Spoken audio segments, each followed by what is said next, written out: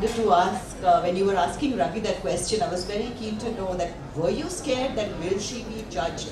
Because what she's written, what Anusha has written in her book, is so today and believable and so real. Because quite frankly, we will all say that let's not talk about it, and oh my God, you know.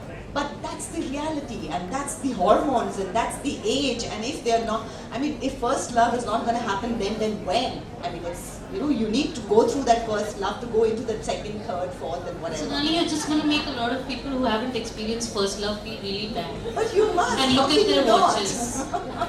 And get on Tinder and make bad decisions. But let's get to the part where you're saying that, apart from the fact that it was difficult, I want to pose this question to both of you. How difficult has it been to write the books that you have written? Anusha, would you like to answer first?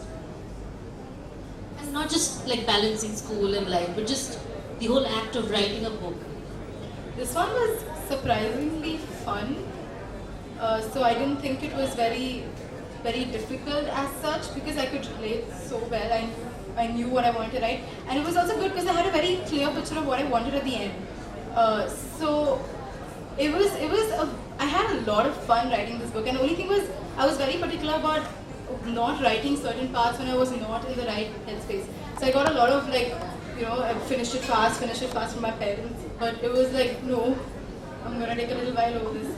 The part where Ravi says that you don't listen to what they're gonna say, is that, but it worked out for her, see? It always works out, but then their parents. After that, in another 4 or 5 years, my son is 11, he's just turned 11 now. He's going to be 16, by then I'll be on Ravi's side. So right now I'm on her side, so yeah, I have time still. Anusha, when you were writing, were there any other books that you sort of had in mind as you wanted to, that you were inspired by? Who were you reading at the time that you were writing the book? Who do you read normally? I just want to put it out there that this has nothing to do with John Green, like nothing. Okay, and I would not like to be associated with that at all. But answering the other part of your question, I wasn't reading any such novel. I think that helped though, so that because I could then that didn't bias me as such, and I go through phases where I like different kinds of books. But my top favorite is obviously J.K. Rowling, Rick Riordan, and Cassandra Clare to an extent. If you don't feel like writing at a point, if you go back and read them, you feel like you also want to write something as potent, and then you start writing again. Because your first book is also, I think it was inspired by these fantasy authors that you love and you read. What is it about writing fantasy that is so difficult and yet is rather unappreciated in mainstream publishing industry? Honestly, I think Especially because you didn't choose Hindu mythology. yeah, I should have though. I think my grandma hates me forever for that. But I think I picked fantasy not because of anything else, but because it was easy for me as a 12-year-old to create my own world rather than write something in the real world. Because honestly, it's more complicated. I mean, I can just do away with all the problems in the new world however I wanted. So I think that was the main force behind writing a fantasy. So it was a Norse. I think I picked because I was reading something about Norse that time. Now that Honestly, it you've wasn't that written complicated. something, now that you've written something in real world also, what do you think now? What was easier, real world problems or the fantasy world Definitely problems? real world. Because now I don't know how I wrote that book, honestly. When people ask me, what is your book about, I don't know what to say.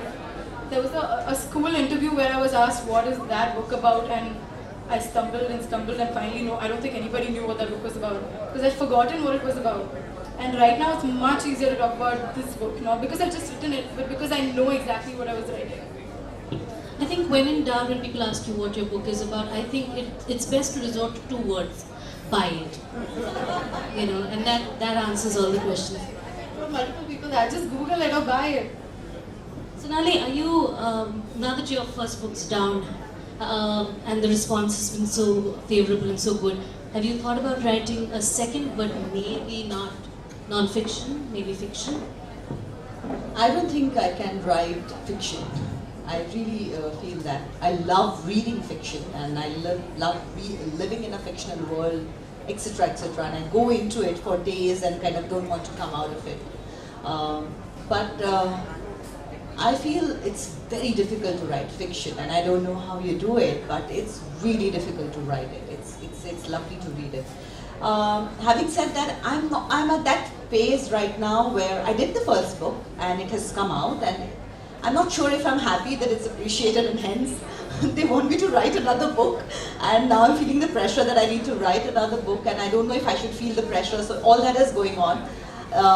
So I'm still kind of grappling with that, because I hadn't really thought beyond this book. I hadn't thought I would be writing a book as such. That's happened. So now I need to start thinking about that and say that, okay, what am I going to do now? But I don't feel like fiction, definitely not.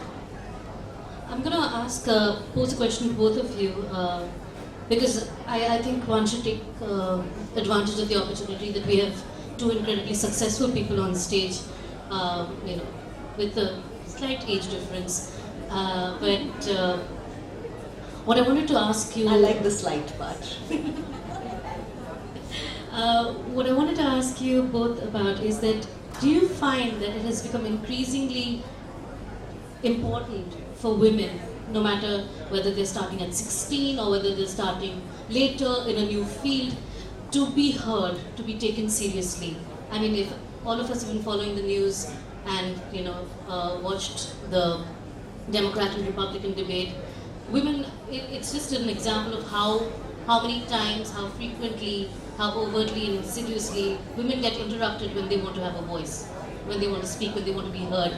And here we have two women who I think have been trying to have, have their say in two different ways. So what would you like to say about that? I know I promised Anusha no heavy questions, but then but you wrote a book, this is going to happen to you.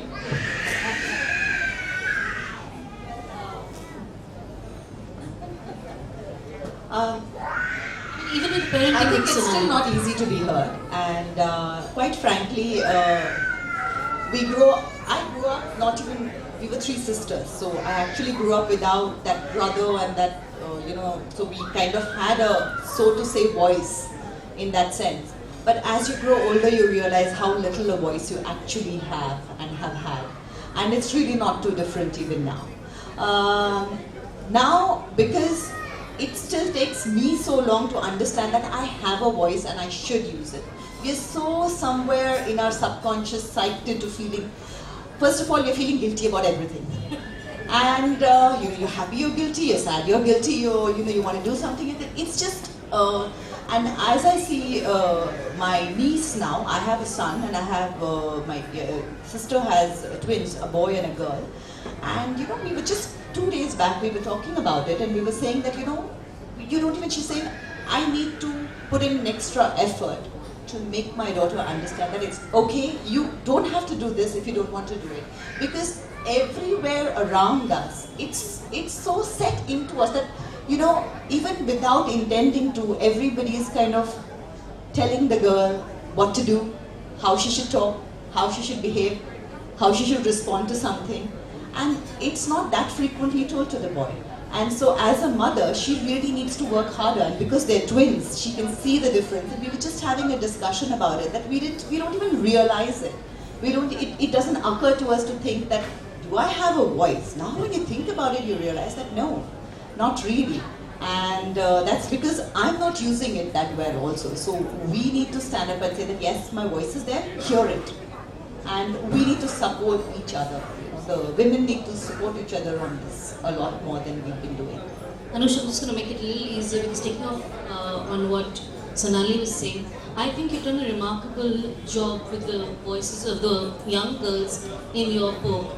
And that, I think, you just said that no, I don't want to talk about it right now, let Sonali answer first. But I think that is a remarkable achievement. What were you thinking about when you were writing these fairly complex characters? Because teens are complicated, teenage is it's a landmine, you don't know where you take a step and get blown up, and then you gather your limbs and hope they're all the same size and then move on in life. So when did you, what were your concerns when you were writing these extraordinary, remarkably young but so mature young female characters? Honestly, I just wanted to make them as real as possible, because what feedback I'd got in my previous book was that my characters were always too white or black. So the good people were always perfect and the bad people were always bad. But in reality, humans are not like that at all, right? You're grey. So what you do defines whether you're good or not, but you're still grey. So I think that was the entire thought process behind making these characters. Because and it was more fun to work with these characters because they did have flaws. You know, it was fun writing them because they are not perfect. So I could focus on their character development and all of that. So that was the biggest thing. So whoever was bad was the whatever. It was not bad. It was not black. So the good writing is always when you can sympathize with the villain too, right? Because if you know he's bad and it's easy to hate him, then it doesn't make for complex reading. I think that at deserves 16 she knows that there's a lot of grey. Exactly. That's very early to know, and I was clueless. Sonali, I'm 32, I know there's a lot of grey. It looks good. So I'm going to open the house to questions for Anusha and Sonali. Would anybody like to ask a question? Hi Anusha, your decision to write a book, how much of it was because your own father is a best-selling author? If you had not been, would you have been still writing, or would you have been confused teenager thinking what to do? I'm still thinking what to do, but I'm pretty sure I would have got into the field at some point. I think it was easier for me because I knew that the writing industry, which seems so mysterious from outside for a person who's not in it, it's not that difficult to get into it. Like, I know the process. So I think it was made easier by the fact that he was writing at that time, but I'm pretty sure I would have done it at some point. So. Thank you. Anybody else with questions? Well, I'll just pass the mic behind.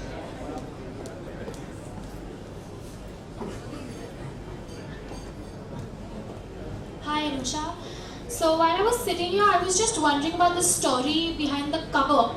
So is it something that I get to know when I read the book, or I was just like curious about the cover? It looks interesting, but what's it all about? Actually, it was a good cover. Actually, that's it. Like, there was no behind it as such. I didn't want the cover to be overly depressing because I think the book is a good balance between heavy and light. So you know, we experimented with multiple washes and how the colors looked and stuff, and I think it was just to make the book slightly light, and so that people can pick it up without thinking it's going to be very depressing. And that's a 16-year-old. Now, somebody else would have given a huge layered response to it and said, you know, the story behind it is this. Here's the truth for you. This is it. You know what? It looked bright, it looked lovely.